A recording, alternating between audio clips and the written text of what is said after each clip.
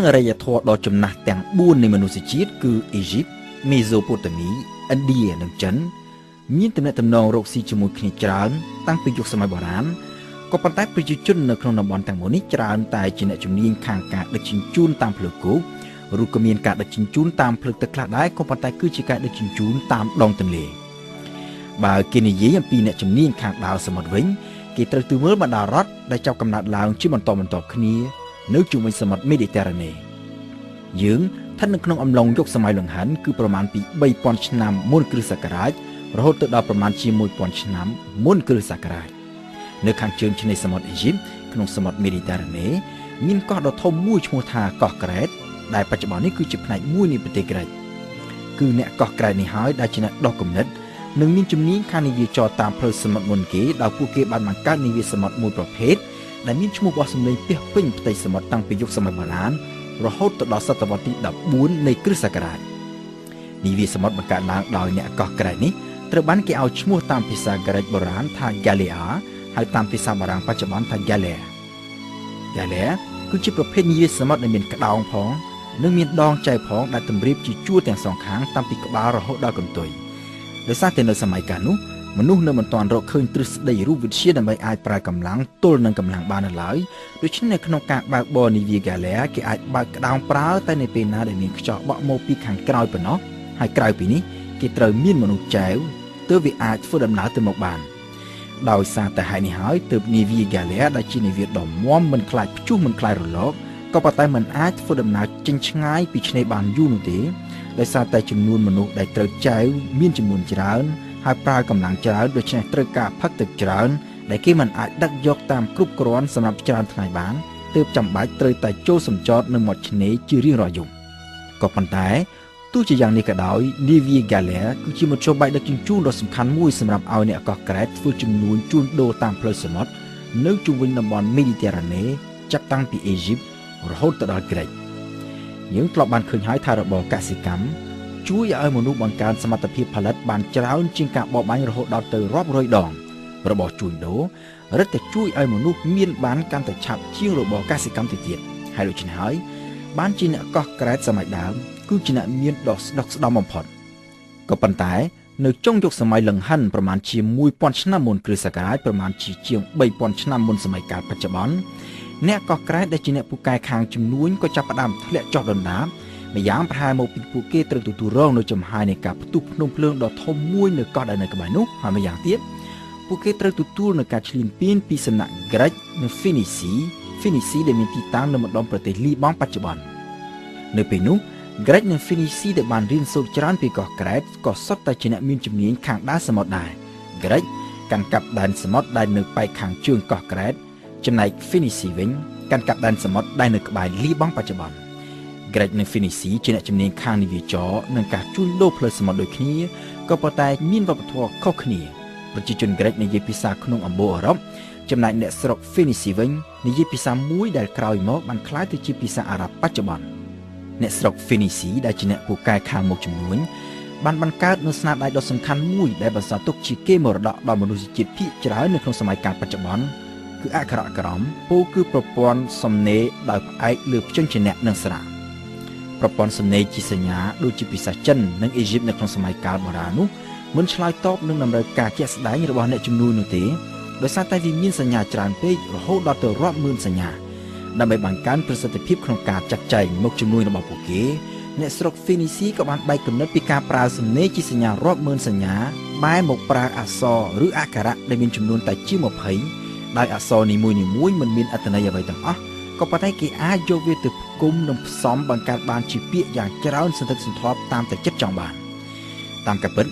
អ្នកជំនាញខាងបុរាណវិទ្យានិងភាសាវិទ្យាបានរកឃើញអត្ថបទដែលសរសេរដោយប្រើប្រព័ន្ធអក្ខរក្រមដែលមានអាយុកាលតាំងពីប្រមាណជា1400ឆ្នាំមុនគ្រិស្តសករាជពលគឺតាំងពីមុនសម័យកាល Phoenicia ទៅទៀតប្រព័ន្ធអក្ខរក្រមដ៏ចំណាស់នេះត្រូវបានគេរកឃើញនៅក្នុងតំបន់មួយដែលស្ថិតនៅក្នុងប្រទេសស៊ីរីបច្ចុប្បន្ននេះមានន័យថាការសរសេរតាមប្រព័ន្ធព្យញ្ជនៈនិងស្រៈត្រូវបានគេប្រើប្រាស់តាំងពីមុនសម័យកាល Phoenicia ទៅទៀតក៏ប៉ុន្តែគឺអ្នកស្រុក Phoenicia ដែលយកសំណេរបែបនេះមកអភិវឌ្ឍទៅជាប្រព័ន្ធសំណេរដ៏ទូលំទូលាយនិងពេញលេញប្រព័ន្ធសំណេរដែលត្រូវបានយើងប្រើប្រាស់យ៉ាងទូលំទូលាយបំផុតនៅក្នុងសម័យកាលបច្ចុប្បន្ននេះសប្តាហ៍ថ្ងៃនេះក្រៅពីចិននិងជប៉ុន គ្រប់ភាសាទាំងអស់នៅលើភពផែនដីនេះសុទ្ធតែប្រើប្រព័ន្ធសំណេរជាអក្សរឬអក្ខរៈក្នុងនោះក៏មានរួមទាំងភាសាខ្មែរផងដែរ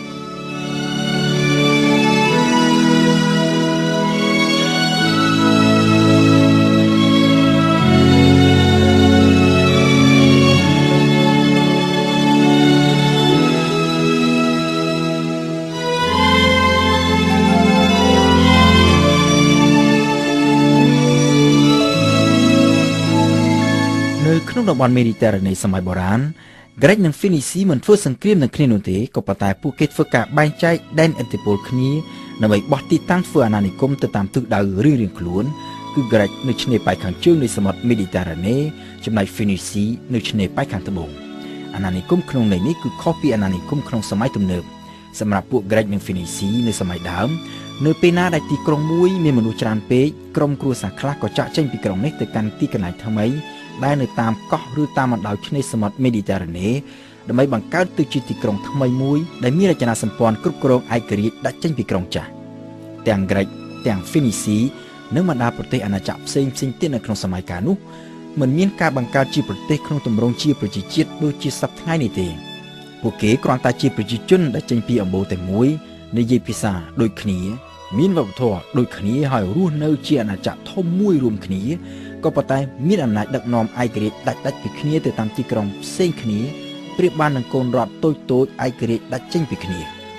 អាណានិគមក្រិចភាគច្រើនស្ថិតនៅឆ្នេរប៉ែកខាងជើងនៃសមុទ្រមេឌីទែរ៉ាណេក៏ប៉ុន្តែក៏មានផងដែរនៅជុំវិញសមុទ្រខ្មៅនៅអ៊ីតាលីនិងប៉ែកខាងត្បូងប្រទេសបារាំងរហូតមកទល់នឹងសប្តាហ៍នេះគេនៅតែអាចសង្កេតឃើញពីសំណល់អាណានិគមក្រិចសម័យបុរាណតាមរយៈឈ្មោះនៃក្រុងខ្លះដូចជានៅក្នុងប្រទេសបារាំងនិងអ៊ីតាលីជាអាចក្រុងនីសដែលស្ថិតនៅប៉ែកខាងត្បូងប្រទេសបារាំងជាប់នឹងសមុទ្រមេឌីទែរ៉ាណេគឺជាឈ្មោះដែលមានឫសគល់ពីភាសាក្រិចនីកាយ៉ាដែលមានន័យថាជ័យជំនះហើយទីក្រុងណាប៉ូលីនៅអ៊ីតាលីជាឈ្មោះคล้ายពីភាសាក្រិចនីអាប៉ូលីសដែលមានន័យថាទីក្រុងថ្មីនៅឆ្នេរប៉ែកខាងត្បូងនៃសមុទ្រមេឌីទែរ៉ាណេវិញក្រិចបានបោះទីតាំងធ្វើអាណានិគមតែនៅក្នុងតំបន់ស៊ីរេណាអ៊ិកមួយប៉ុណ្ណោះតំបន់ស៊ីរេណាអ៊ិកដែលស្ថិតនៅក្នុងប្រទេសលីប៊ីសប្តាហ៍ថ្ងៃក្រៅពីតំបន់ស៊ីរេណាអ៊ិកនេះនៅតាមបណ្ដោយឆ្នេរប៉ែកខាងត្បូងនៃសមុទ្រមេឌីទែរ៉ាណេគឺជាដែនអាណានិគមរបស់ហ្វីនីស៊ីក្រិចនិងហ្វីនីស៊ីធ្វើត្បិតតែនីវីហ្គាឡែរបស់ពួកគេពិបាកនឹងធ្វើដំណើរចេញឆ្ងាយពីឆ្នេរសមុទ្រក្នុងរយៈពេលវែងក៏ប៉ុន្តែពួកគេនៅតែអាចធ្វើដំណើរតាមផ្លូវសមុទ្រចេញពីមេឌីទែរ៉ាណេទៅកាន់តំបន់ឆ្ងាយផ្សេងទៀតដោយធ្វើដំណើរសូសៀតាមឆ្នេរពួកក្រិចធ្វើដំណើរចេញពីមេឌីទែរ៉ាណេដោយឆ្លងកាត់ច្រកសមុទ្រ Gibraltar ដែលស្ថិតនៅចន្លោះប្រទេសអ៊ីស្ប៉ាញនិងម៉ារ៉ុកនៅពេលចេញពីច្រកសមុទ្រ Gibraltar ពួកក្រិចធ្វើដំណើរទៅទិសខាងជើងទៅដល់អង់គ្លេសហើយបន្តរហូតទៅដល់សមុទ្របាល់ទិកពួកហ្វេនីស៊ីវិញធ្វើដំណើរកាត់តាមសមុទ្រក្រហមដែលនៅចន្លោះអ៊ីជីបនិងអារ៉ាប៊ីសាអូឌីតបច្ចុប្បន្នចាក់ចុះទៅទិសខាងត្បូងរហូតទៅដល់ឥណ្ឌាហើយនៅអំឡុងឆ្នាំ600មុនគ្រិស្តសករាជពួកហ្វេនីស៊ីមួយក្រុមបានធ្វើដំណើរតាមនីវីហ្គាឡែចេញពីអ៊ីជីបសូសៀតាមឆ្នេរសមុទ្រនៃទ្វីបអាហ្វ្រិកចុះទៅទិសខាងត្បូងហើយនៅរៀងរាល់យប់ពួកគេតែងតែចូលទៅសម្ចតនៅមាត់ឆ្នេរដើម្បីយកទឹកសាបផឹកផងនិងដើម្បីធ្វើការជួញដូរផងក្រៅពីបានធ្វើដំណើរអស់រយៈពេលជាច្រើនខែពួកអ្នកដើរនាវាហ្វីនីស៊ីក៏ចាប់ផ្ដើមសង្កេតឃើញថាឆ្នេរសមុទ្រនៅតែស្ថិតនៅខាងស្ដាំដៃរបស់ពួកគេដដែលក៏ប៉ុន្តែព្រះអាទិត្យដែលកាលពីពេលចេញដំណើររះនៅខាងឆ្វេងដៃឥឡូវនេះស្រាប់តែមករះនៅខាងស្ដាំដៃវិញពួកគេក៏ដឹងខ្លួនថាពួកគេបានមកដល់ផ្នែកម្ខាងទៀតនៃទ្វីបអាហ្វ្រិកគឺនៅខាងមហាសមុទ្រអាត្លង់ទិកហើយកំពុងតែធ្វើដំណើរឆ្ពោះទៅទិសខាងជើងវិញមិនយូរប៉ុន្មានពួកគេក៏ធ្វើដំណើរមកដល់ច្រកសមុទ្រ Gibraltar ហើយក៏ឆ្លងកាត់ច្រកសមុទ្រនេះចូលទៅក្នុងសមុទ្រមេឌីទែរ៉ាណេវិញដោយធ្វើដំណើរគ្រប់មួយជុំទ្វីបអាហ្វ្រិក